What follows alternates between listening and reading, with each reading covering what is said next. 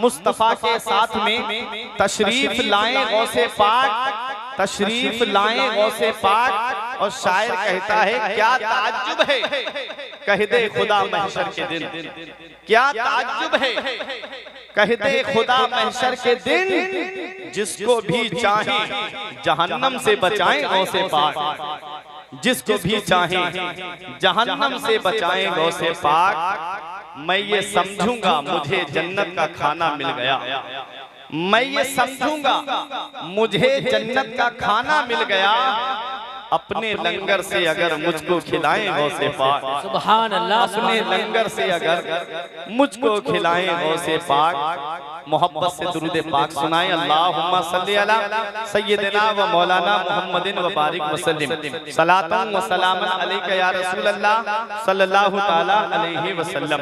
हज़रात, मैंने कुरान मुक़द्दस की एक आयत करीमा तिलावत करने का शरफ हासिल किया।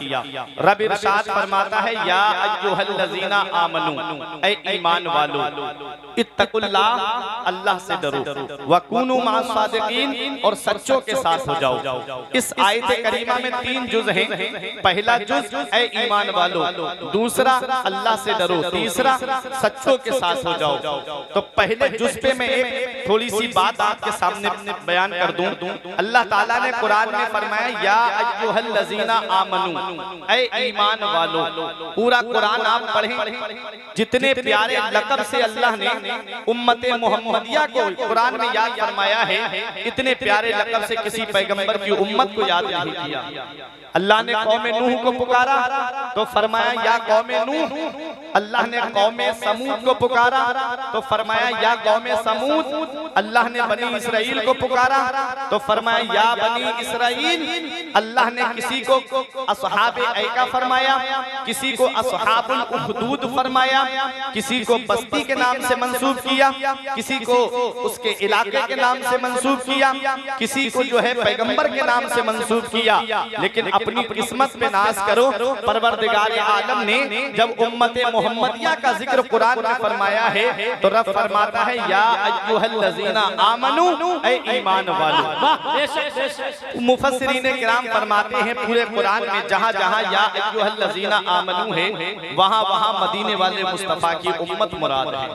अब आओ देखो, आमनू में 4 हर्फ हैं और चारों हर्फ हमें अलग अलग पैगाम देते हैं। ये उलमाए किराम अपनी दुआओं से नवाजेंगे। 4 हर्फ हैं। पहला हर्फ आमनू में हमजा, मैं आपको समझाने के तौर पे बोल रहा हूँ, ये उलमाए किराम तो जानते हैं। एक अलिफ होता है और एक हमजा होता है। अलिफ उसे कहते हैं जिस पर कोई हरकत ना आए, जबर जेर पेश, इन तीनों हरकतों में से कोई हरकत ना हो उसे अलिफ कहते हैं, और जिस पे हरकत आ जाती है उसे हमजा कहते हैं। ठीक है, लेकिन आप जब देखोगे तो वो आपको अलिफ लगेगा ना। तो मैं आपको समझाने के तौर पे बोल रहा हूँ। आमनू में पहला हर्फ हमजा यानी अलिफ, दूसरा हर्फ मीम, तीसरा हर्फ नून, चौथा हर्फ वाव। ये चारों हर्फ हमें अलग अलग पैगाम दे रहे हैं। अलिफ कह रहा है अल्लाह को मानो, मीम कह रही है मुहम्मदुर रसूलुल्लाह को मानो, नून कह रहा है सारे नबियों को मानो, और वाव कह रहा है सारे वलियों को मानो। सुभान अल्लाह, तभी आप ईमान वाले होंगे। अल्लाह को मानोगे, रसूलुल्लाह को मानोगे, सारे नबियों को मानोगे और सारे वलियों को मानोगे। अल्हम्दुलिल्लाह हम आला हजरत से मोहब्बत करते हैं, हमारे सीने में आला हजरत रज़ी अल्लाह तआला अन्हु की मोहब्बत है, और हम सारे वलियों को की बारगाह में खिराज अकीदत पेश करते हैं। हम आला हजरत के चाहने वाले हैं, सारे वलियों को अपने सर का ताज समझते हैं। अब दूसरा जुज आता है इत्तकुल्लाह, अल्लाह से डरो। ये तकवा है, तकवा से ठीक है बना इत्तकुल्लाह। वैसे लुग़वी माना तो इसके बचने के आते हैं, लेकिन जब तकवे की निस्बत अल्लाह की बारगाह की तरफ की जाती है तो माना डरने के आते हैं, और जब तकवे की निस्बत गैरुल्लाह की तरफ की जाती है तो माना बचने के आते हैं, क्योंकि अल्लाह से कोई बच नहीं सकता। इसलिए तर्जुमा किया जाता है अल्लाह से डरो। हज़रात, क्या आपसे मैं पूछना चाहता हूँ, क्या आज हम अल्लाह से डर रहे हैं? क्या आज हम अपने खुदा से डर रहे हैं? क्या आज हम अपने माबूद से डर रहे हैं? आज अगर आपको पता चल जाए, आप फरीदपुर अपने घर से बाहर निकलो और पता चल जाए चौराहे की तरफ पुलिस चेक इन कर रही है, किसकी वाहन की चेक इन हो रही है, गाड़ी की चेक इन हो रही है, 4 व्हीलर की चेक इन हो रही है, 2 व्हीलर की चेक इन हो रही है, आप क्या करते हो? 2 व्हीलर वाले जाते नहीं उस रास्ते पे, घर आते हैं, आकर के हेलमेट लेकर के जाते हैं, अपने सर पे हेलमेट लगाते हैं। क्यों? क्योंकि पुलिस का डर है, अगर गाड़ी पकड़ ली गई तो आज हमारी गाड़ी का चालान कट जाएगा, हमारी गाड़ी की वजह से हमारे ऊपर पेनल्टी पड़ जाएगी, हमको जुर्माना देना पड़ जाएगा। आज हम कितना डर रहे हैं। सिर्फ वो भी एक इंसान है, तुम भी एक इंसान हो। इतना गौसे आजम की मोहब्बत में आने वालों, मैं आपसे पूछना चाहता हूँ, ये आज हमारा हाल है। वो बेटा जो बाहर निकल करके सिगरेट पी रहा है, वो बेटा जो बाहर निकल करके गुटखा खा रहा है, वो बेटा जो बाहर निकल करके बीड़ी और सिगरेट को हाथ लगा रहा है, कब? जब तक बाप सामने नहीं है। बेटा है कि बीड़ी पी रहा है या सिगरेट पी रहा है, जैसे ही बाप सामने आया वो अपने हाथ को पीछे करके बीड़ी या सिगरेट को बुझा देता है। क्यों? क्योंकि बाप का डर है, कहीं बाप को पता चल गया तो मुझे सजा ना दे। मैं आपसे पूछना चाहता हूँ, क्या आज हम अल्लाह से डरते हैं? आज हमारे शबो रोज जरा देखिए, आज हमारे दिनों रात जरा देखिए, आज हमारी जिंदगी के हालात जरा देखिए, आज इन नौजवानों को जरा देखो, इनकी जिंदगी कैसे गुजर रही है। किसी की जिंदगी चौराहे पे बैठ करके गुजर रही है, किसी की जिंदगी गलियों के चक्कर लगा के गुजर रही है, कोई है कि मोबाइल पे अपनी जिंदगी बर्बाद कर रहा है, कोई व्हाट्सएप पे जिंदगी तबाह कर रहा है, कोई फेसबुक पे जिंदगी बर्बाद कर रहा है, कोई इंस्टाग्राम पे जिंदगी बर्बाद कर रहा है। तालीम से इनको मतलब नहीं, एजुकेशन से इनको मतलब नहीं, शिक्षा से इनको मतलब नहीं, पढ़ाई लिखाई से इनको मतलब नहीं। आज 70 साल की मेहनत उनकी रंग लेकर के आई है, जो आज मुसलमानों पे कब्जा है। जिधर देखो वो मुसलमान मजलूम और सताए हुए नजर आते हैं। क्यों? क्योंकि 70 साल से वो मेहनत कर रहे थे। तुम हो कि बस इतना सुन लिया जलसे में, जब तक हिंदुस्तान में गरीब नवाज है मुसलमानों का कुछ नहीं होगा। हाँ, मैं जानता हूँ अल्लाह ने गरीब नवाज को ये ताकत दी है, अल्लाह ने गरीब नवाज को इतना पावर इख्तियार दिया है कि मेरे गरीब नवाज चाहे तो कटोरा पलट दे, पूरा हिंदुस्तान रूपोश हो जाए। लेकिन इतना याद रखना, गरीब नवाज की तालीम को क्या तुमने अपनाया? गरीब नवाज के बताए तरीके पे क्या तुम चले? गरीब नवाज की अदाओं को क्या तुमने अपनाया?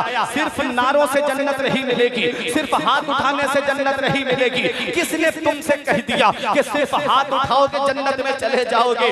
नमाज एक वक्त की नहीं पढ़ता, रोजे रमजान शरीफ के महीने में गली में खुलेआम खाता फिर रहा है और दावा है कि मैं जन्नत में जाऊंगा और दावा है कि मुझे जन्नत मिलेगी। मैंने नबी के नाम पे हाथ उठाया है, मैंने गौसे आजम के नाम पे हाथ उठाया है, मैंने गरीब नवाज के नाम पे हाथ उठाया है। इतना याद रखना प्यारे मुसलमानों, मैं आपको एक पैगाम दे करके जा रहा हूँ। अल्लाह कुरान में फरमाता है, अम हसिबतुम अन तदखुलुल जन्नता, क्या गुमान करते हो कि तुम्हें जन्नत में दाखिल कर दिया जाएगा और तुम्हारा इम्तिहान नहीं लिया जाएगा, तुम्हें आजमाया नहीं जाएगा। अल्लाह अल्लाह, हमारा इम्तिहान होना है, हमारी आजमाइश होनी है, हमारा इम्तिहान लिया जाएगा।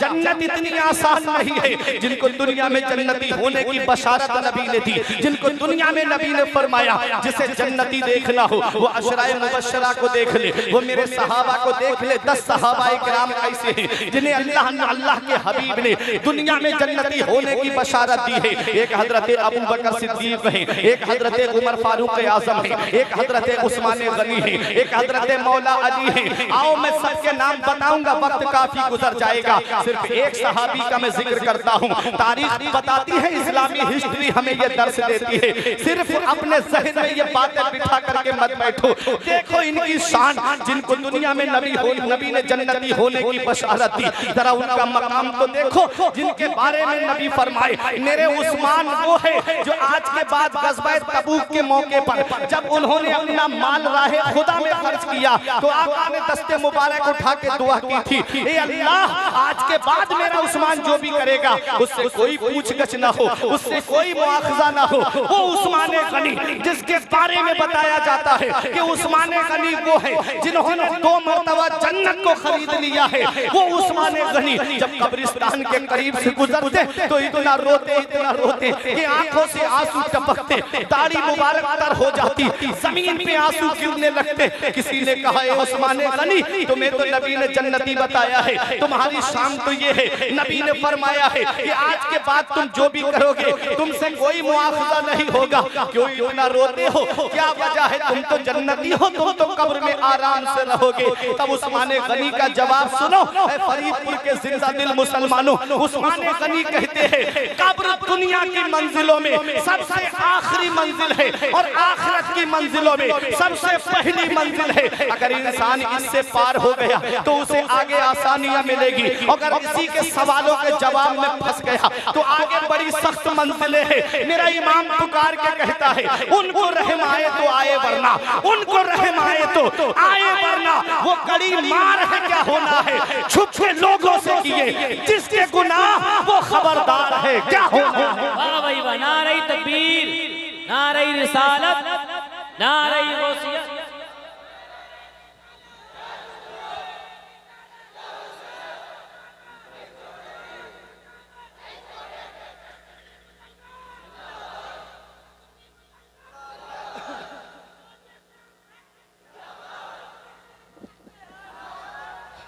कि आज हमने कभी कब्र की तारीकी को याद किया, कभी कब्र की तन्हाई को याद किया, कभी हमने कब्र की काली कोठरी को याद किया। और मोबाइल की स्क्रीन पे गाने देख करके अपनी आंखों को गंदी करने वालों, मेरा इमाम कहता है कल तो नबी का दीदार होगा, कल तो खुदा का दीदार होगा, कल गौसे आजम का दीदार होगा, कल आला हजरत का दीदार होगा, कल गरीब नवाज का दीदार होगा। मेरा इमाम कहता है कल तो दीदार का दिन है और यहाँ कल तो दीदार का दिन है और आंख बेकार है क्या होना है। हमने कभी इस चीज पे गौर नहीं किया। आज मोबाइल की स्क्रीन पे जिंदगी बर्बाद हो रही है। मेरे नौजवानों को आज देखो, इनको तालीम से मतलब नहीं, एजुकेशन से मतलब नहीं, शिक्षा से मतलब नहीं, पढ़ाई लिखाई से मतलब नहीं। शाम को आप निकल के गुजरो भूरे खगोटिया की तरह तो जगह जगह चौराहे पे 2-2, 3-3, 4-4 बच्चे बैठ करके कोई फ्री फायर गेम खेल रहा है, कोई पबजी खेल रहा है, कोई व्हाट्सएप पे चैटिंग, कोई फेसबुक पे चैटिंग, कोई इंस्टाग्राम पे गंदी तस्वीरें देख रहा है।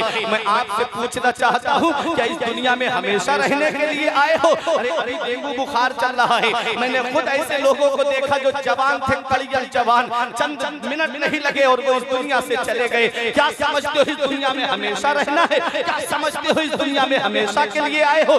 नहीं नहीं, इस दुनिया में हमेशा नहीं रहना है। इतना याद रखो इस दुनिया से पता नहीं कब हमें कूच करके जाना पड़ जाए। मेरे आका फरमाते हैं मेरी उम्मत पे एक वक्त ऐसा आएगा, ये हदीस मैंने रियाजुस सालिहीन के अंदर पढ़ी। आका फरमाते हैं मेरी उम्मत पे एक वक्त ऐसा आएगा कि वो सुबह को मोमिन होंगे तो शाम को काफिर हो जाएंगे, शाम को मोमिन होंगे तो सुबह को काफिर हो जाएंगे। अल्लाह अकबर। ऐसे ऐसे कुफ्रिया गाने चल रहे हैं। मेरी कौम का नौजवान कानों में ब्लूटूथ लगाई, कानों में एयरफोन लगाई और कार के अंदर गाने बजाता हुआ, मोटरसाइकिल पे कुफ्रिया गाने बजाता हुआ। मैं आपसे पूछना चाहता हूँ अगर ये कुफ्रिया गाने सुनते सुनते इसी हाल में मौत आ गई तो कौन है जो कब्र में तुम्हारे काम आएगा?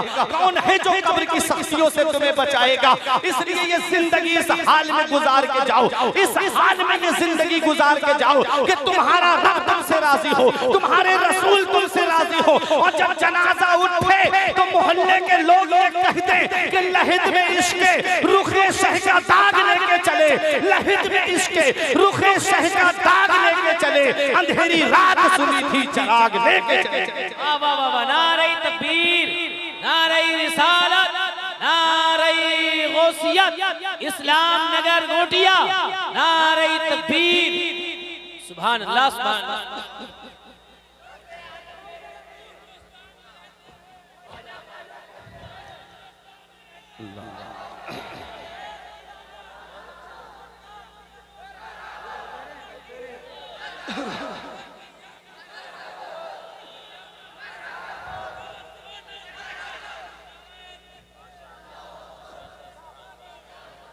ये जिंदगी अपने रब को याद करके गुजारो।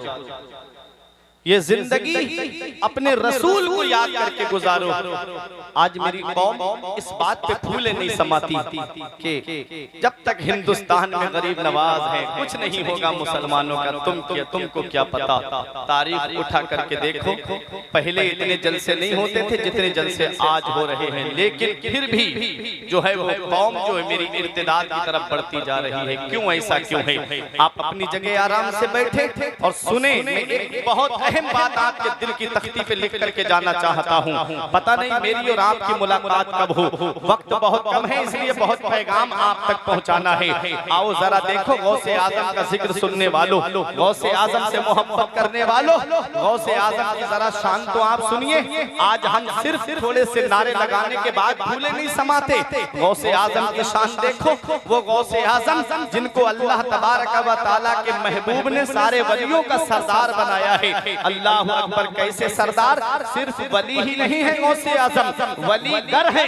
तब तक कोई वली बनता ही नहीं है जब तक गौसे आजम के दस्तखत नहीं हो जाते हैं, तब तक कोई वली नहीं बनता। वो गौसे आजम, जरा उनकी शान देखो। ये उलमाए किराम यहाँ पर बैठे हुए हैं, कुछ मेरे साथी भी फरीदपुर की सरजमीन पर है जिन्होंने और हमने तालीम साथ में हासिल की है। मैं सबकी तवज्जो चाहता हूँ। शेख सादी अलैहिर्रहमा ने गुलिस्तान के दूसरे बाब में एक हिकायत को लिखा है कि सर्दी की रातें थी, हमने देखा कि कोई काबे का गिलाफ पकड़ करके फूट फूट करके रो रहा है और उसके रोने की आवाज ऐसी सख्त है, ऐसी दर्द भरी आवाज है कि जो भी तवाफ करने वाला उसकी आवाज को सुनता, उसकी आंखों से आंसू टपकने लगते, उसकी आंखों से आंसू बहने लगते। वो बच्चा रो रो के कह रहा था, ए अल्लाह मेरे नेक अमाल अपनी बारगाह में कबूल फरमा ले, ए अल्लाह मेरी नेकियां अपनी बारगाह में कबूल फरमा ले, ए अल्लाह मेरे नेक अमाल तेरी बारगाह में कबूल नहीं है तो मौला कयामत के दिन मुझे अंधा करके उठाना।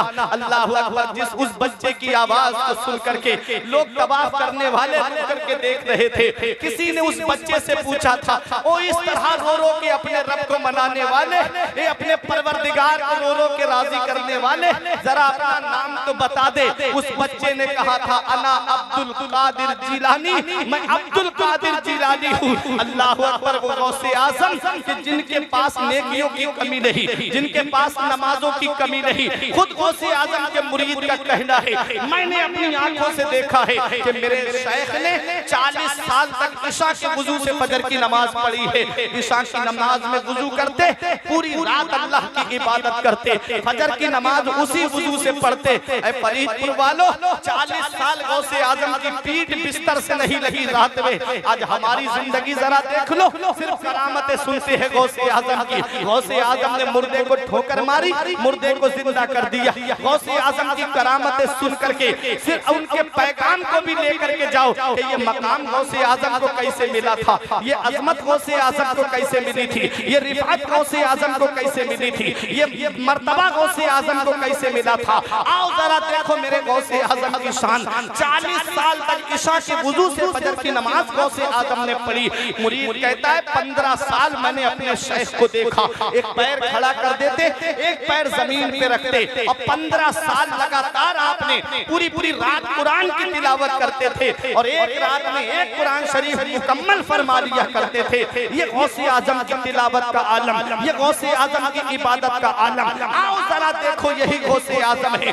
हुजूर हाफिज मिल्लत जामिया अशरफिया मुबारकपुर के बानी क्या कहते हैं? इस्लाम की खिदमत के 3 नुमाया तरीके हैं। सबसे पहला तरीका जो है वो तदरीस है। आदमी मदरसे में बैठ करके दर्स व तदरीस देता है, इसके जरिए इस्लाम की खिदमत होती है। तीसरा इस्लाम की खिदमत का नुमाया तरीका तसनीफ है, किताबें लिखता है, तब इस्लाम की खिदमत होती है। किताबों के जरिए लोग दीन हासिल करते हैं, अपने मजहब की बातें हासिल करते हैं। और तीसरी बात जो हुजूर हाफिज़ मिल्लत ने फरमाई वो ये है कि तकरीर के जरिए इस्लाम की खिदमत होती है, वाज के जरिए इस्लाम की खिदमत होती है। अब वाज हो कहाँ रहे हैं? अब जो तुम्हें ज्यादा हंसाए उसकी बहुत वाह होती है, जो जितने ज्यादा लतीफे तुम्हें सुनाए तो आदमी सोचता है बहुत अच्छी तकरीर हुई। कब तक मिंबरों से हंसी और मजाक के पैगाम देते रहोगे? दुनिया तुम्हें मिटाने के लिए तुली हुई है, दुनिया तुम्हारे ऊपर नजरें जमाए हुए है कि कैसे कोई ऐसा मौका आ जाए कि मुसलमानों को सफाए हस्ती से मिटा दिया जाए, लेकिन डॉक्टर इकबाल ने कहा था ना कि कुछ तो है कि नामो निशा मिटता नहीं हमारा, कुछ तो है कि हस्ती मिटती नहीं हमारी। दुश्मन रहा है सदियों दौरे ज़मा हमारा, और अब बातिल से दबने वाले ऐ आसमां नहीं हम 100 बार कर चुका है तू इम्तिहान हमारा। मुसलमान है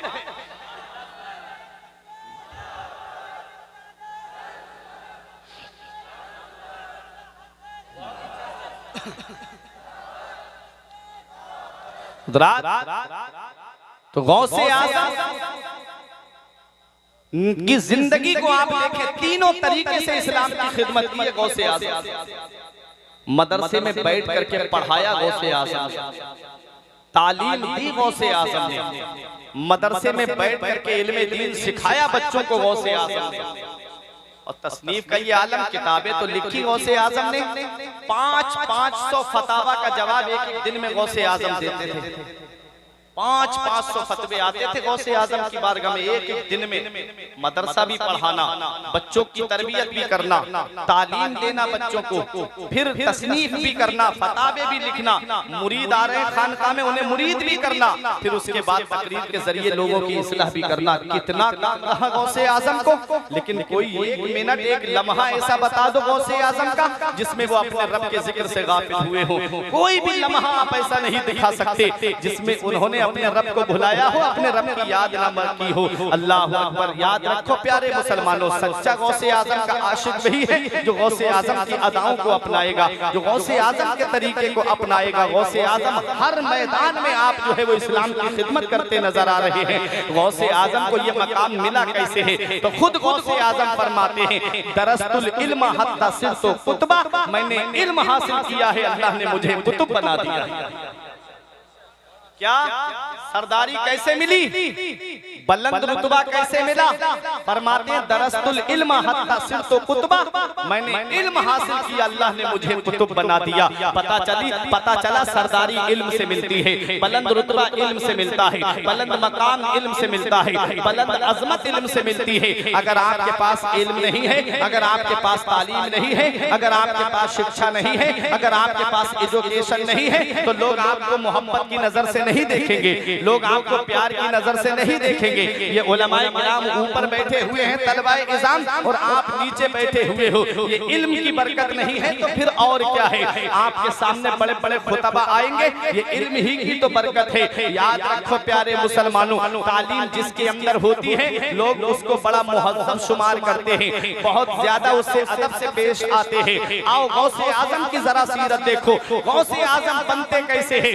गौसे आज़म ऐसे ही कोई नहीं बन जाता है। ये तो आज हमने सोच रखा है ना कि हम चाहे कितनी भी चोरी और डकैती करें हमारी औलाद नेक हो जाएगी, हम चाहे कितना भी खैनी और गुटखा खाएं मेरी औलाद बीड़ी और सिगरेट को हाथ नहीं लगाएगी। ये तो आज हमने सोच रखा है। हम चाहे कितने भी जुए के अड्डों को आबाद करें मेरी औलाद जो है वो जुआ नहीं खेलेगी। इतना याद रखना फरीदपुर वालों, गेहूं के पेड़ पे गेहूं आता है, जौ के पेड़ पे जौ आता है, आम के पेड़ पे आम आता है, लीची के पेड़ पे लीची आती है, अरे केले के पेड़ पे केला आता है। मैंने कभी ऐसा नहीं सुना कि मैंने गेहूं की फसल बोई हो और उसमें से धान उगाया हो, मैंने जौ की फसल लगाई हो और उसमें से गेहूं फल गया हो, कभी ऐसा मैंने नहीं सुना। और मैंने ये भी नहीं देखा कि आम का बाग है उसमें से सेब फल गया हो, कभी ऐसा नहीं होता है। अल्लाह का कानून चलता है, बंदे का कानून नहीं चलता। अल्लाह का कानून है गेहूं के पेड़ पे गेहूं आए, आम के पेड़ पे आम आए, जौ के पेड़ पे जौ आए, लीची के पेड़ पे लीची आए। प्यारे मुसलमानों, आज हमने सोच रखा है हम चाहे कितने भी गुनाह के काम करें बस मेरी औलाद मुत्तकी हो जाएगी, मेरी औलाद परहेजगार हो जाएगी। ऐसा नहीं है प्यारे मुसलमानों।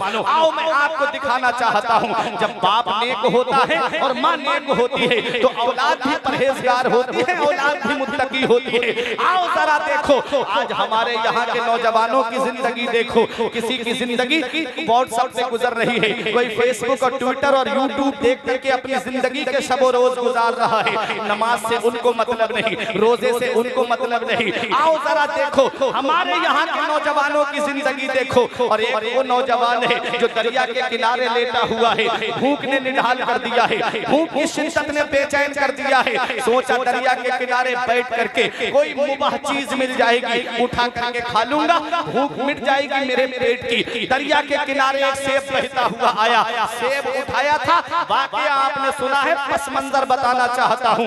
एक लुकमा खाया था सेब का, अंदर से तकवे ने झंझोड़ दिया, परहेजगारी ने झंझोड़ दिया। ए अबू सालेह, ये तुमने क्या कर दिया? ये तुमने सेब खाया है, ये किसी बाग का होगा और बाग का कोई मालिक होगा, तुमने बगैर मालिक की मर्जी के ये सेब खाया है। कयामत के दिन क्या जवाब दोगे बाग के मालिक को, उसने लाके तुम्हें रब की बारगाह में खड़ा कर दिया? ये परहेजगारी थी, ये तकवा था गौसे आजम के वालिद का। गौसे आजम ऐसे ही नहीं बन जाते हैं। देखें गौसे आजम के जरा वालिद की शान देखें। आज मेरी कौम का भाई कहता है पैसा हो चाहे जैसा हो, चाहे किसी का हक मार के पैसा कमाया जाए, मुझे पैसा चाहिए। चाहे किसी की जमीन पे कब्जा करके पैसा कमाया जाए, मुझे पैसा चाहिए। चाहे किसी के प्लाट को डबल दो बार बेचना पड़े, मुझे पैसा चाहिए, बस मुझे पैसा मिलना चाहिए। ये आज मेरी कौम ने सोच रखा है। कहते हैं कब्र की कब्र में देखी जाएगी, हश्र की हश्र में देखी जाएगी। तुम्हें क्या पता कब्र की मंजिलें कितनी सख्त है? जो जानते हैं कब्र की मंजिलें उनसे पूछो। ये औलाद के लिए दौलत जमा की, ये पैसा औलाद के लिए जमा किया। जब रूह निकल गई, वही औलाद कब्रिस्तान में मनो मिट्टी के नीचे दफन करके चली आई। उसको मोबाइल चलाने से फुर्सत नहीं, तेरे लिए ईसाले सवाब क्या करेगी? उसे यूट्यूब देखने से फुर्सत नहीं, तेरे लिए कुरान पढ़ करके क्या ईसाले सवाब करेगी? इसलिए याद रखना प्यारे मुसलमानों, यही एक पैगाम दे करके जा रहा हूँ ताकि ये दिल की तख्ती पे लिख जाए। अगर तुम चाहते हो कि कब्र में आराम से रहो, कब्र में चैन मिले, सुकून मिले, तो अपनी औलाद को या तो आलिम बना करके जाना या हाफिज बना करके जाना। क्योंकि औलाद जब आलिम होगी, हाफिज होगी, तो जनाजा उठता होगा, वो बंटवारे की लड़ाई नहीं करेगी, बल्कि सूरह यासीन पढ़ करके ईसाले सवाब करेगी। इसलिए याद रखो, दीनी तालीम दो अपनी औलाद को, शरीयत की तालीम दो अपनी औलाद को। न वो दिन दूर नहीं है कि तरसोगे कब्रिस्तान में लेट करके कि कोई मेरे लिए इसाले सवाब कर देता। औलाद जब आलिम होगी, हाफिज होगी, तो वो नमाज पढ़ेगी तो ये दुआ करेगी, रब्बना ग़फिरली वले वालिदैया वलिल मुमिनीना यौम यक़ूमुल हिसाब। ए अल्लाह, मुझे बख्श दे, मेरे माँ बाप को बख्श दे और सारे मोमिनीन को बख्श दे। जब ये दुआ करेगी, वो दुआ जमीन के ऊपर करेगा, अल्लाह ताला उसके माँ बाप को जमीन के नीचे बख्शेगा। इसलिए दीनी तालीम दो अपनी औलाद को। कब्र की कब्र में देखी जाएगी, हश्र की हश्र में देखी जाएगी। ये जुमला नहीं बोलना चाहिए, बड़ी सख्त मंजिलें हैं। रोते थे अल्लाह वाले कब्र को याद करके। आओ जरा देखो, ये गौसे आजम के वालिद हैं, आंखों में आंसू आ गए। क्या जवाब दोगे कयामत में अपने रब को? चले दरिया का सफर करते करते पैदल कई मील का सफर किया, एक बाग में पहुंचे। वहां एक अल्लाह का वली बैठ करके अल्लाह अल्लाह कर रहा है। आने वाला भी अल्लाह का वली और जो बैठा है वो भी अल्लाह का वली। नजरें चार हुई, वलीरा वली में शनासत, वली को वली पहचानता है।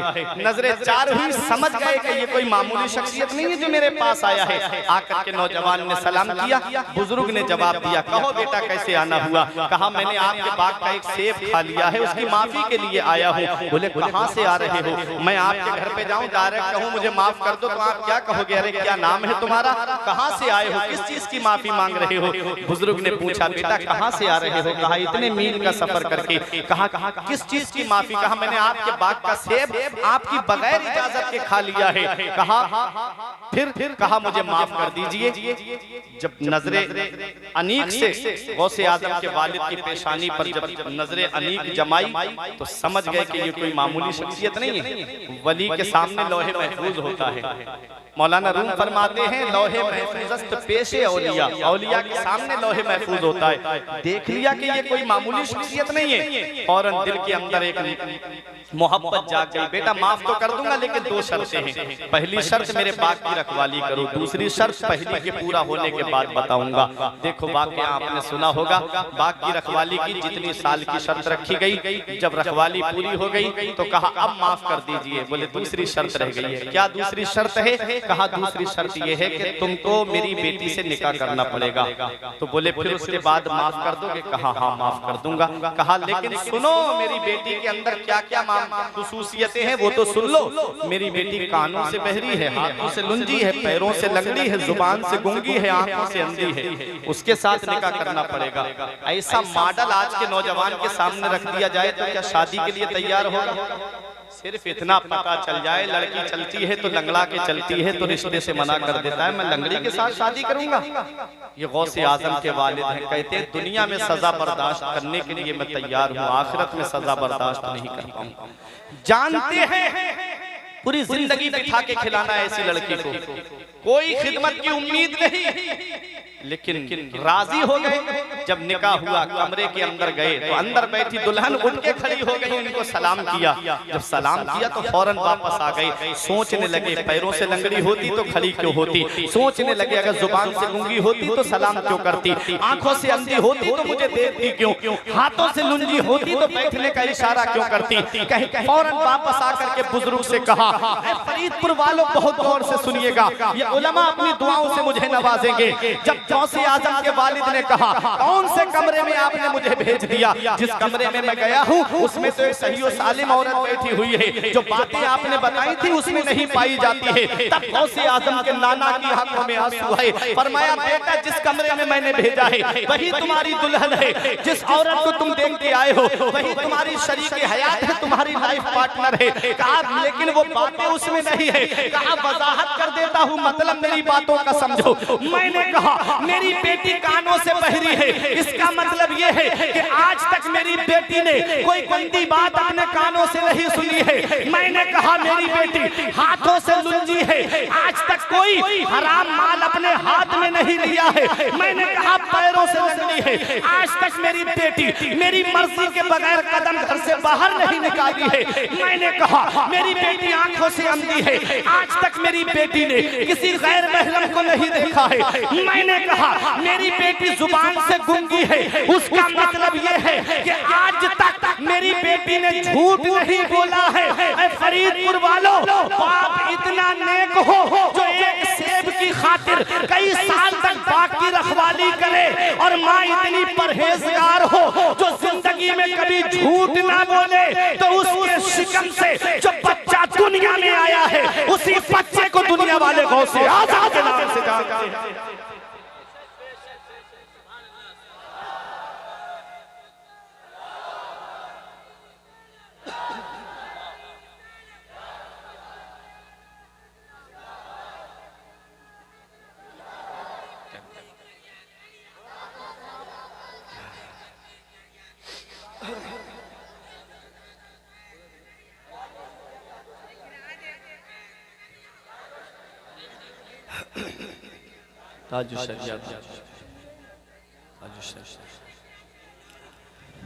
अरे जब बाप नेक होता है और जब माँ नेक होती है तो औलाद भी परहेजगार होती है। बाप मुत्तकी होता है, माँ मुत्तकिया होती है तो औलाद भी उसकी मुत्तकी होती है। अरे बाप की शान का ये आलम हो, बाप की इबादत का ये आलम हो कि जब मौला अली के पैर में तीर लग जाए, सहाबा तीर निकाले तो दर्द होने लगे, तब मौला अली से सहाबा कहें आप नमाज पढ़िए। जब आप नमाज के लिए खड़े हुए, तीर पैर से निकाल लिया, पता भी नहीं चला। मौला अली शेरे खुदा फरमाते हैं अरे कसम खुदा की मेरे पैर से तीर निकल गया, मुझे एहसास भी नहीं हुआ, मुझे पता भी नहीं चला। बाप की इबादत का ये आलम है। और कुरान की तिलावत का आलम ये हो कि अपने हुजरे से निकले सवारी पे बैठने तक मौला अली पूरा कुरान मजीद मुकम्मल फरमा ले।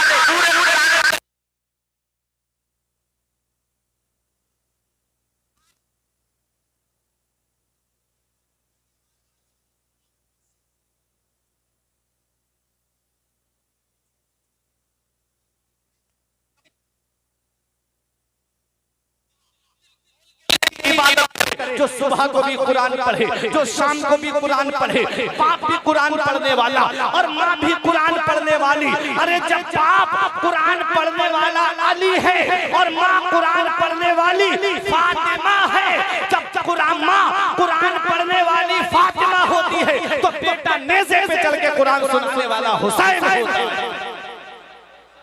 अरे जब बाप अबू स्वालेह हो और माँ उम्मुल खैर फातिमा हो, बाप अबू स्वालेह नेकियों का बाप और माँ उम्मुल खैर नेकियों की माँ हो, तो उसके शिकम से जो बच्चा दुनिया में आया उसी बच्चे को दुनिया वाले गौसे आजम के नाम से जानते हैं। अरे जब बाप सैयद गियासुद्दीन हो और माँ माहे नूर बीबी हो, तो बेटा मुईनुद्दीन चिश्ती 95 लाख गैर मुस्लिमों को कलमा पढ़ाने वाला गरीब नवाज होता है। बाप नेक और माँ नेक तो बेटा फरीदुद्दीन गंजे शकर होता है। बाप मुत्तकी और मां मुत्तकिया तो बेटा अलाउद्दीन अली अहमद साबिर होता है। बाप कुर्सी पे हुकूमत की बैठ करके कभी सजदे कज़ा ना करे, कभी अल्लाह की इबादत को तर्क ना करे, और मां कुरान पढ़े और मां कुरान पढ़ करके और नमाज पढ़ करके रब की बारगाह में दुआ करे, तो बेटा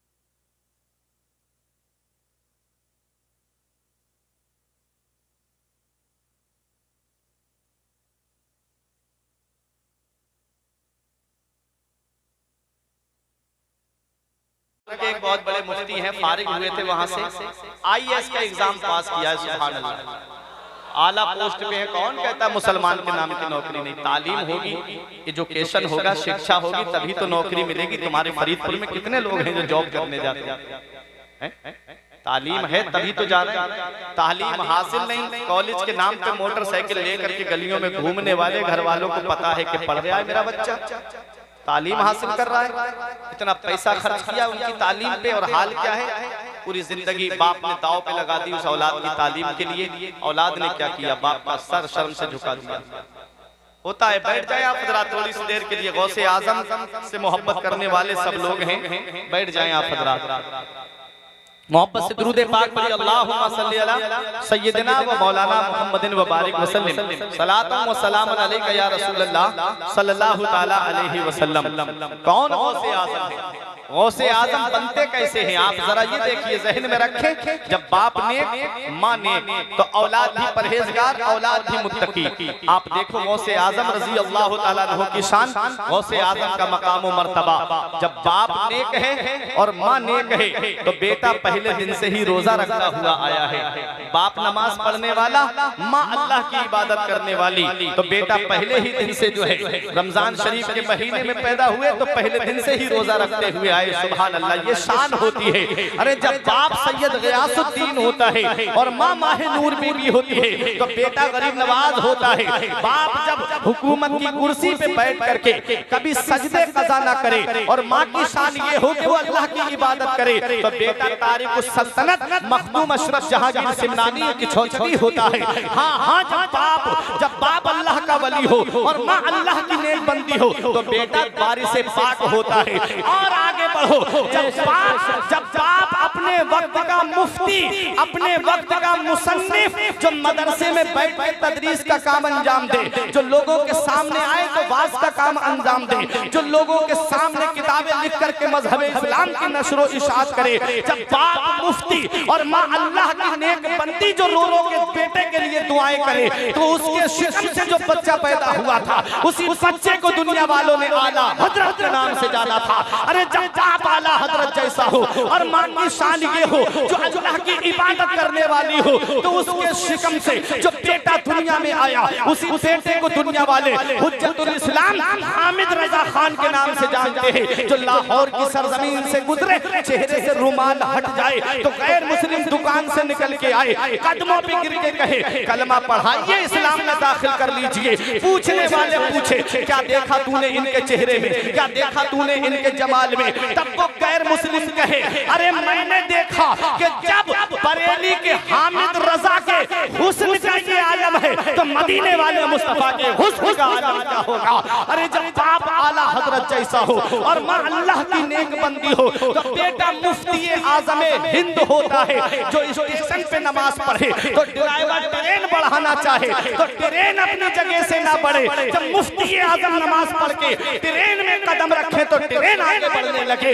बाप जब नेक होता है, माँ जब नेक होती है, तो औलाद भी परहेजगार होती है। अब आपकी मोहब्बत का इम्तिहान है, ये उलमा मुझे दुआओं से नवाजेंगे। अब आपको देखता हूँ मैं जुमला समझते हो कि नहीं समझते हो।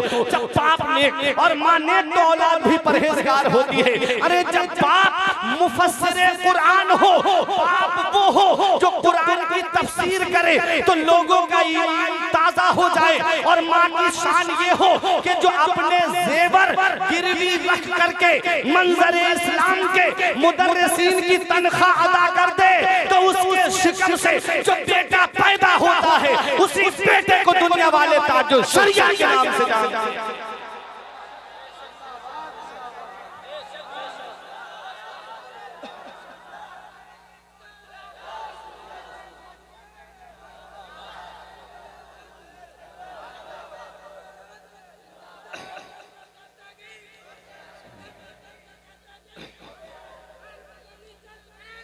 इसलिए ऐ फरीदपुर वालों, अपने बच्चों को वक्त से पहले जवान कर दो। हीरो हीरोइन का किरदार देकर नहीं, फिल्मी एक्टरों का किरदार देकर जवान मत करना। अगर जवान करना है तो करबला के हुसैन आजम का किरदार देकर जवान करो, बगदाद के गौसे आजम का किरदार देकर जवान करो, अजमेर के गरीब नवाज का किरदार देकर जवान करो, बरेली के आला हजरत का किरदार देकर जवान करो। ये मत देखो मोहल्ले वाले क्या कहेंगे, ये मत देखो खानदान वाले क्या कहेंगे, ये मत देखो तुम्हारे रिश्तेदार क्या कहेंगे, ये मत देखो तुम्हारे पड़ोसी क्या कहेंगे। जमाना खफा है तो क्या गम है इसका, जमाना खफा है तो क्या गम है इसका। जमाने को ठोकर लगाए चला जा, जमाना ही एक दिन तेरे साथ होगा, तू आका को अपने मनाए चला जा।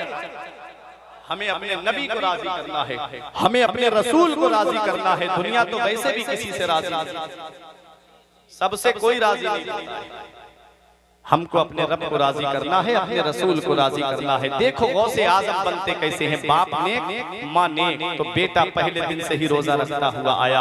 18 साल तक गौसे आजम ने कस्बा जीलान के कुर्बो जवार में तालीम हासिल की। मदरसे से आ रहे थे, बैल की पूंछ पकड़ ली, बैल घूमा, इंसानी आवाज में बोला अब्दुल कादिर, अल्लाह ने तुम्हें खेलने के लिए पैदा नहीं किया है, अल्लाह ने तुम्हें किसी और काम के लिए पैदा किया है। घर पे आए, मकान की छत पे चढ़े। शेख अब्दुल हक मुहद्दिस भी लिखते हैं, जैसे ही मकान की छत पे चढ़े अल्लाह ने पर्दे हटा दिए। आप कस्बा जीलान में खड़े होकर के मैदान अराफात को साफ देख रहे थे। ये गौसे आज़म की शान है। नीचे उतर के आए, अम्मी अब इजाजत दे दो, अब मैं मजीद हुसूल इल्म के लिए बगदाद जाना चाहता हूँ।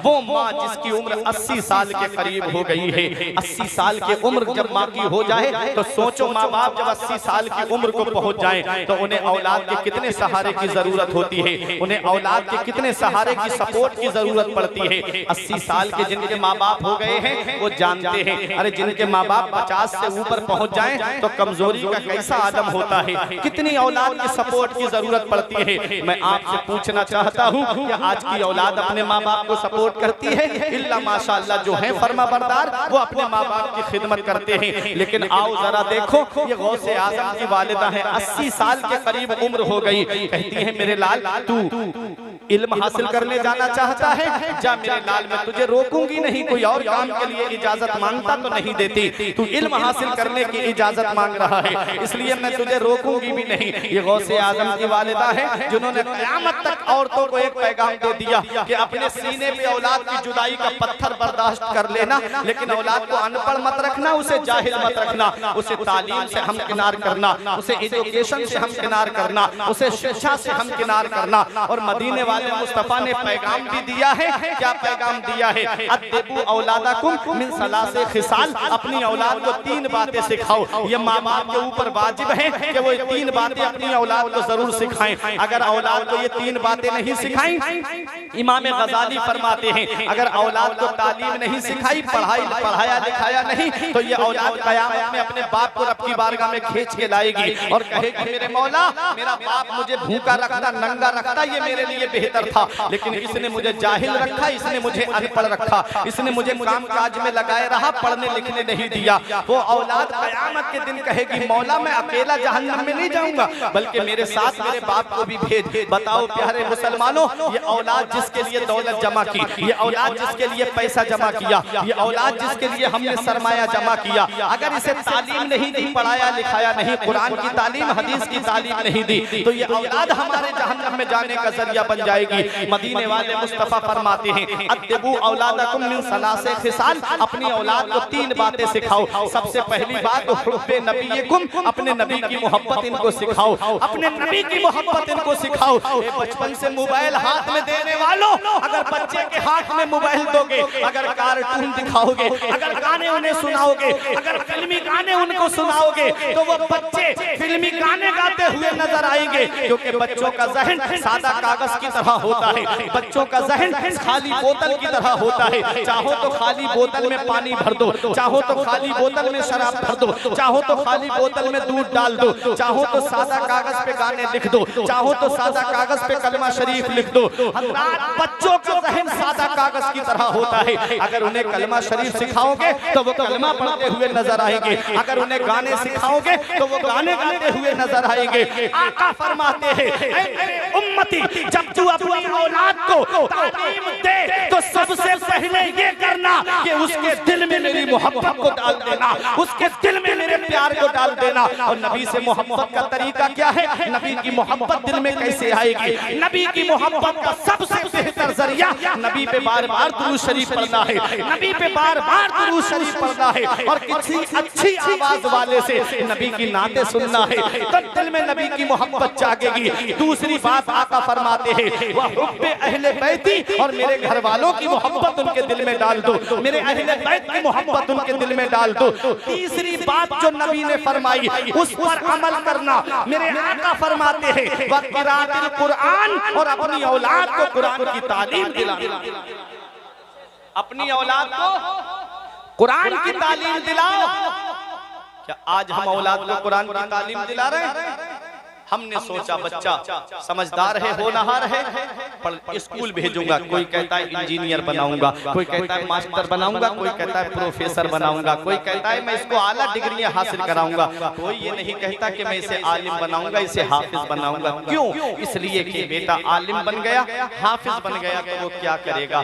5-6 हजार रुपए की तनख्वाह मिलेगी ना उसको, 5-6 हजार रुपए की तनख्वाह में क्या काम करेगा? क्या उसके 5-6 हजार रुपए की तनख्वाह में कैसे घर का खर्च चलेगा? हाँ, मैं मानता हूँ मेरी कौम ने आज अगर मैं इनसे कहूँ कि आप अपने बच्चे को मेरे यहाँ दुकान पे भेज दीजिए नौकरी के लिए, तो आप कहोगे मौलाना साहब कम से कम 15,000 तो सैलरी होनी चाहिए, ताकि वो अपने घर के खर्चे भी तो हैं और भी दीगर अखराजात हैं, महंगाई बहुत ज्यादा बढ़ गई है। आप अपने बच्चों के लिए कहते हो अगर बेटा प्राइवेट जॉब करने जाए तो कहते हो कि 25,000 सैलरी होनी चाहिए, अगर बेटा और जॉब करने जा रहा है तो कहते हो कि 50,000 से कम सैलरी क्या हो। ये आज हमारी सोच बन गई है कि आज हम अपनी औलाद के लिए तालीम, अपनी औलाद की जॉब के लिए सोचें तो सोचते हैं 15,000, 20,000, 25,000, 50,000 सैलरी होनी चाहिए। और मस्जिद का इमाम कभी उसके ऊपर आपने गौर किया? मदरसे में पढ़ाने वाला मुदर्रिस कभी उसके ऊपर आपने गौर किया? क्या उसके बीवी बच्चे नहीं है? क्या उसके माँ बाप नहीं है? क्या उसके अखराजात नहीं है? क्या उसके बच्चे जो है खाना नहीं खाते? क्या उसके घर के अंदर कोई खर्चा नहीं होता? क्या उसके घर का लाइट बिल नहीं जाता? क्या उसके घर में कोई खर्चा नहीं है, खुद के ऊपर मामला आया तो तनख्वाह 25,000 होनी चाहिए। अगर कोई मुक्तदी मोहब्बत करने वाला उसने ये कह दिया इमाम साहब की 5,000 तनख्वाह है, 6,000 तनख्वाह होनी चाहिए, तो लोगों के पेट में दर्द उठने लगता है। जुमे में 10-12 मुक्तदी ऐसे खड़े हो जाते हैं, क्या जरूरत थी 1,000 बढ़ाने की, सही तो चल रहा था 5,000 में, अरे 4,000 में इनसे अच्छा इमाम हम ला करके रख देंगे। ये सोचें आज हमारी बन गई है। इसीलिए आज अमीरों के बच्चे मदरसे में पढ़ते हुए आपको नहीं मिलेंगे, अमीरों के बच्चे दीनी तालीम हासिल करते आपको नहीं मिलेंगे, अगर गरीबों के बच्चे आपको मदरसे में मिलेंगे। लेकिन अल्लाह के कुरान की शान देखो तो कितना भी अपने ज़हन के अंदर ये बिठा लो कि बेटा आलिम बन गया, बेटा हाफिज बन गया, तो उसके घर के खर्चे पूरे नहीं होंगे। ये सिर्फ तुम्हारी सोच है। मैंने अपनी आंखों से 50,000 की तनख्वाह पाने वाले को परेशान देखा है और 5,000 की तनख्वाह पे गुजर बसर करने वाला इमाम ईशा की नमाज सुकून से पढ़ाता है और पूरी रात आराम से सोता है और फजर में उठ के अल्लाह का जिक्र करता है। वो जानता है दौलत देने वाली जात अल्लाह की है, पैसा देने वाली जात अल्लाह की है, सरमाया देने वाली जात अल्लाह की है, रुपया देने वाली जात अल्लाह की है। वो जानता है मन यत्तकिल्लाह यजअल लहू मखरजन व यरज़ुक़हु मिन हैसु ला यहतसिब व मन यतवक्कल अलल्लाहि फहुवा हस्बुह। मेरा रब कुरान में फरमाता है जो अल्लाह से डरता है अल्लाह उसके लिए निजात का रास्ता निकाल देता है और उसे ऐसी जगह से रोजी देता है जहां से बंदे का वहम गुमान भी नहीं होता है। ये आलिम है, ये हाफिज है, इनकी जिंदगी को आप देखो, इनकी जिंदगी के शब और रोज को देखो, पूरे मजमे में आप देख लो कोई ऐसा लिबास नहीं पहना होगा जो कौम का एक तालिब इल्म पहने हुए है। इनके लिबास को देखो, इनके चेहरों को देखो, चेहरों से नूरानियत टपक रही है, लिबास साफ सुथरा है। क्या समझते हो जिसके सीने में कुरान आ जाता है सबसे बड़ी दौलत कुरान की तालीम है।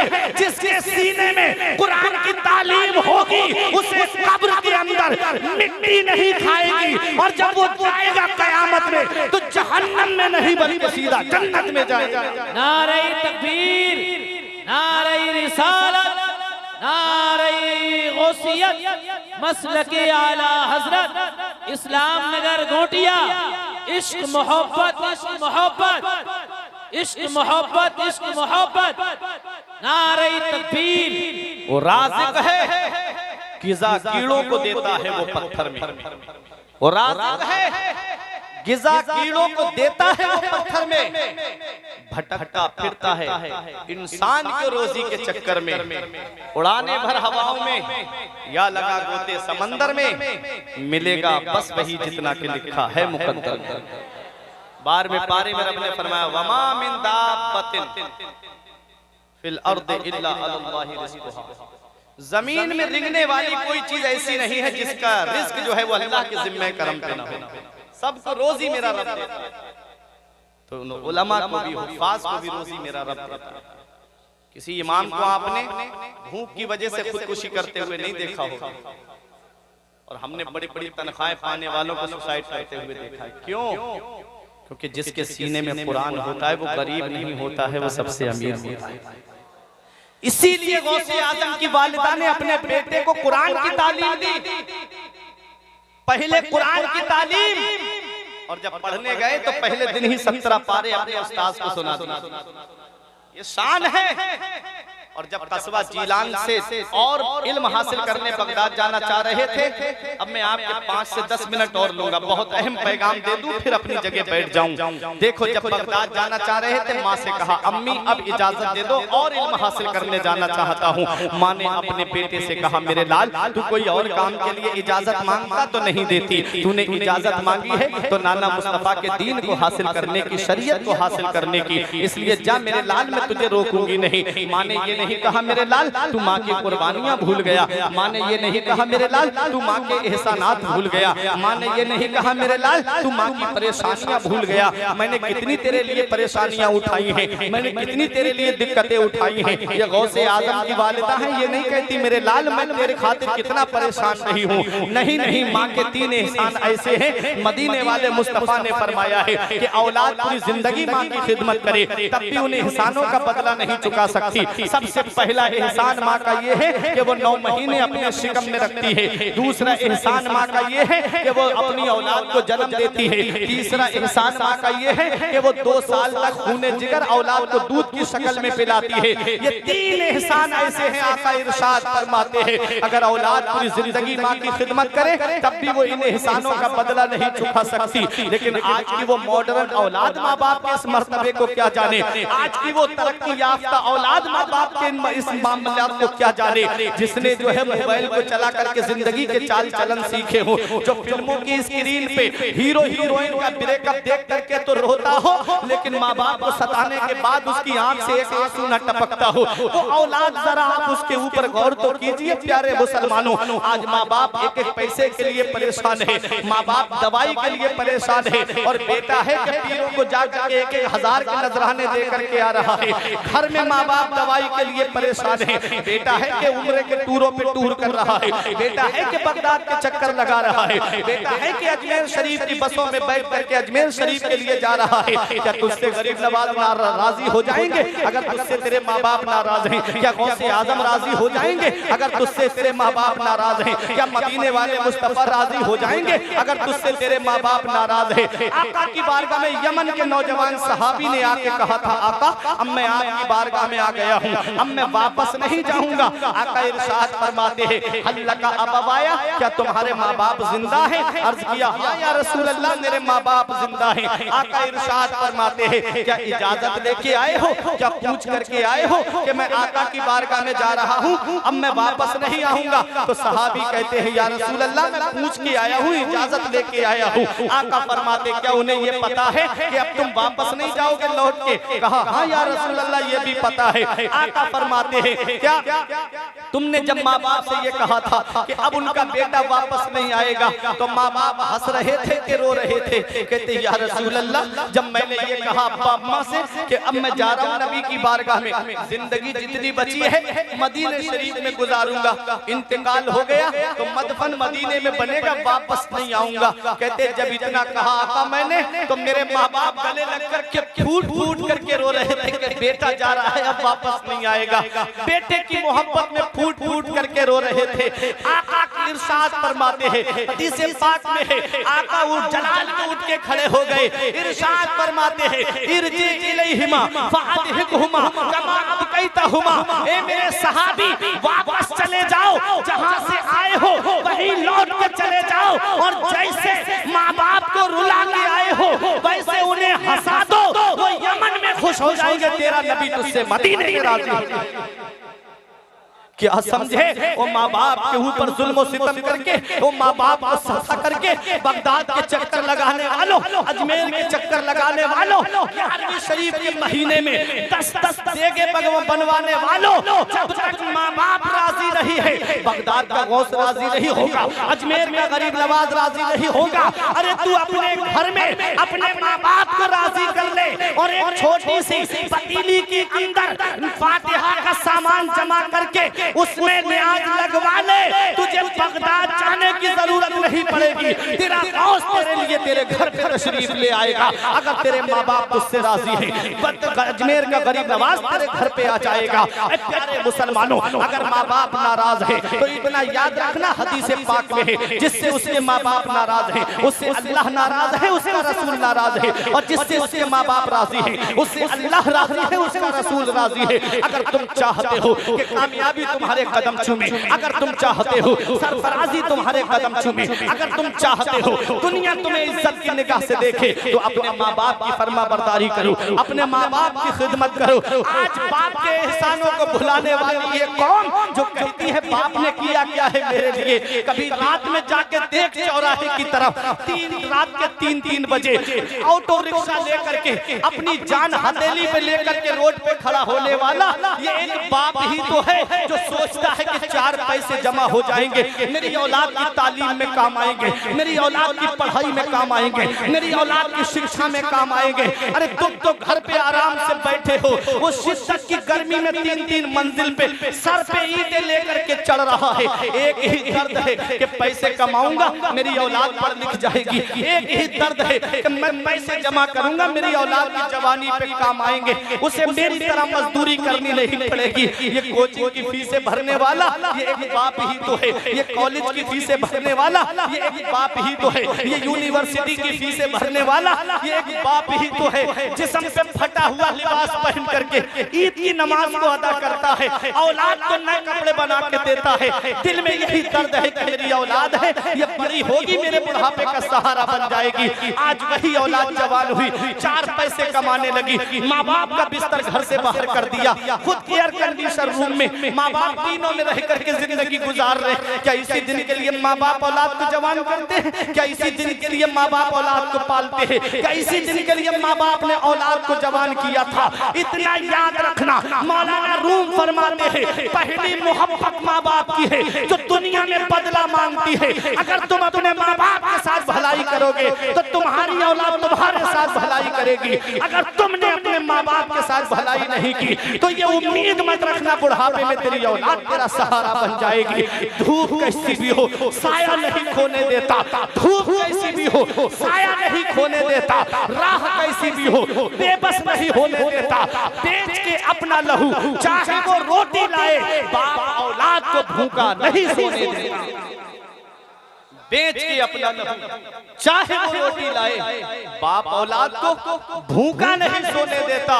वक्त ठुकरा देगा, एक दिन मेरी सारी ये कुर्बानियां दामने उम्मीद में फकत नाकामियां रह जाएंगी। शादियों के बाद बेटे तो अलग हो जाएंगे, बाप के हाथों में फकत बैसाखियां रह जाएंगी। बुढ़ापा क्या जवानी क्या ये बचपन बांट लेते हैं, बुढ़ापा क्या जवानी क्या ये बचपन बांट लेते हैं। न होकर दिल में गुंजाइश तो आंगन बांट लेते हैं, नहीं मंजूर हिस्से में किसी बेटे को अपनी माँ, मगर आपस में बूढ़ी माँ के कंगन बांट लेते हैं।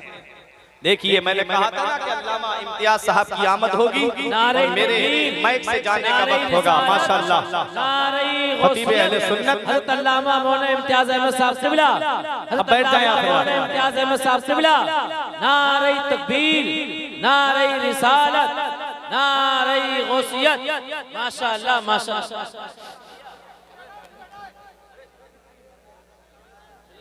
माशाअल्लाह माशाअल्लाह। बैठ जाएं आप हज़रात, बड़ी तेजी के साथ बैठिए, मेरी तकलीफ खत्म, बात पूरी हो गई। और साउथ अफ्रीका वाले हजरत आराम गाह में आराम कर रहे हैं, हजरत के बाद फौरन उनका नंबर लग जाएगा।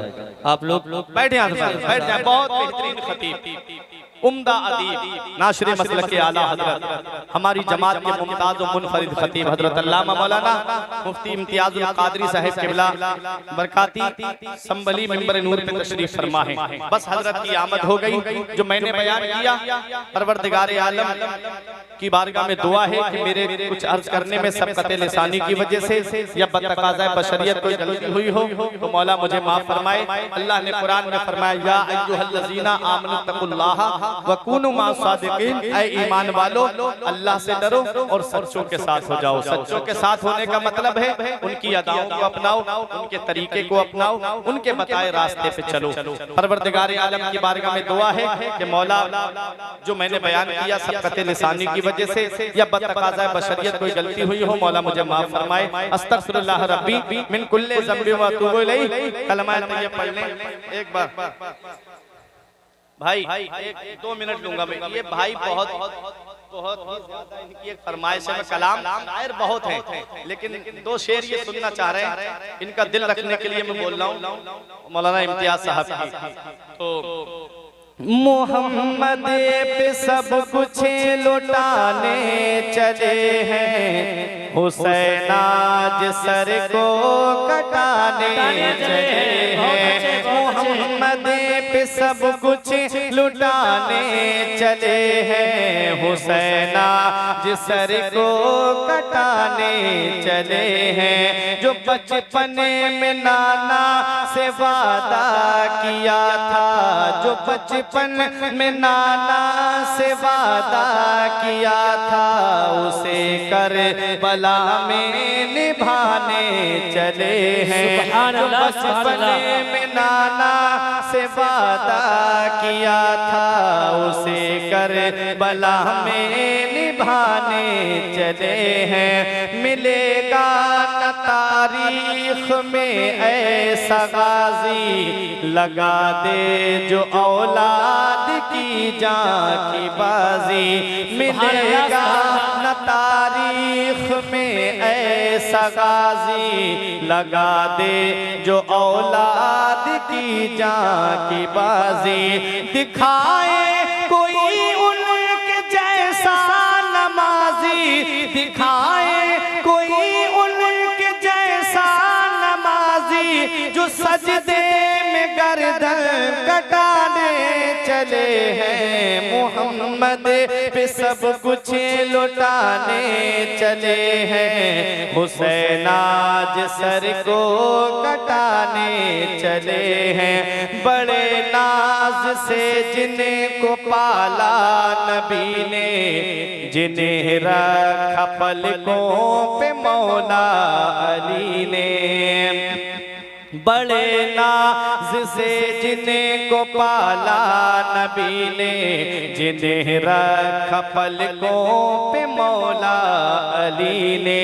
जिन्हें फातिमा बीन झूला झुलाया, जिन्हें फातिमा बीन झूला झुलाया, वही तीर सीने पे खाने चले हैं। मोहम्मद पे सब कुछ लुटाने चले हैं। हुसैन आज सर को कटाने चले हैं। ये जिंदगी सवारिए, दिलशाद कीजिए, लम्हात जिंदगी के ना बर्बाद कीजिए। जब मकसद हयात इबादत खुदा की है, पढ़िए नमाज, मस्जिदें आबाद कीजिए। सभी के सामने एक दिन जरूर आता है। ये हुस्न फानी है लेकिन गुरूर आता है। किसी क्रीम से पाउडर से कुछ नहीं होता, नमाज पढ़ने से चेहरे पे नूर आता है। किसी क्रीम से पाउडर से कुछ नहीं होता, नमाज पढ़ने से चेहरे पे नूर आता है। हक नुमाई से कभी दूर नहीं हो सकता, गैर के सामने मजबूर नहीं हो सकता। जो लगाता है चेहरे पे वुजू का पानी, उसका चेहरा कभी बेनूर नहीं हो सकता। रही कली तो फूल खिलेंगे, जिंदगी बाकी रही तो फरीदपुर वालों फिर मिलेंगे। अस्सलाम वालेकुम।